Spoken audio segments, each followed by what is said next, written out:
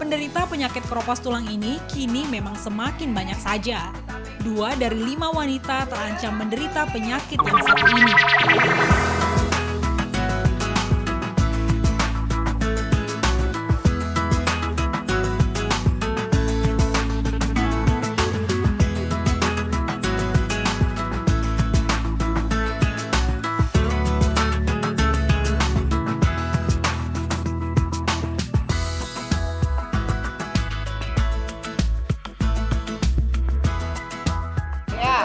Oke, siap. Gerakan sederhana ini menjadi sangat berat dilakukan bagi beberapa orang. Tidak hanya sulit, tapi rasa sakit juga pasti dirasakan. Lihat saja ekspresi para ibu ini. Senam yang dilakukan para ibu ini bukan sembarang senam, melainkan senam untuk pencegahan dan pengobatan osteoporosis. Penderita penyakit keropos tulang ini kini memang semakin banyak saja. 2 dari 5 wanita terancam menderita penyakit yang satu ini. Pada waktu itu ibu saya patah tulang di bagian paha, pangkal pahanya, dan itu ditreatment seperti halnya patah tulang. Ternyata sebetulnya itu adalah dari degenerasi. Sekar Jati boleh jadi khawatir karena resiko terburuk penderita osteoporosis adalah patah tulang. Tak heran perempuan 49 tahun ini kini aktif mengikuti senam osteoporosis di sebuah rumah sakit di Jakarta Selatan. Berbeda dengan Sekar Jati, Zainal pun mengikuti senam osteoporosis karena gangguan tulang yang dialaminya. Mula-mula kan saya ada keluhan di punggung ya, agak sering pegel. Pergi ke dokter biasa ya, dokter umum yang dokter langganan kami, terus dirujuk ke dokter dari rumah sakit ibu dan kemudian disarankan untuk mengikuti senam osteo, tapi saya belum osteoporosis. Ya memang lebih lentur ya, lebih gesit lah, lebih gerakannya yang tadinya terasa sakit. Misalnya kalau sholat kan kita membungkuk atau apa itu ada keluhan juga ya di punggung. Alhamdulillah sekarang betul. Taraf kekeroposan tulang bertahap dari osteopeni ke osteoporosis. Untuk osteopeni, massa tulang masih berkisar di -2 hingga 1, sementara massa tulang normal adalah di atas 1. Sedangkan osteoporosis, massa tulangnya sudah di bawah -2. Bagian yang paling rentan terserang keropos tulang biasanya tulang lengan, tulang belakang, dan tulang panggul.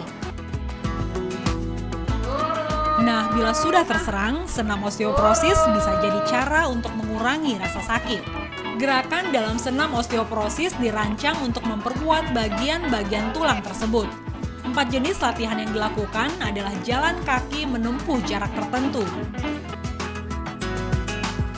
Kursi digunakan untuk mengurangi resiko cedera, mengingat peserta senam sudah teridentifikasi menderita osteopeni dan osteoporosis.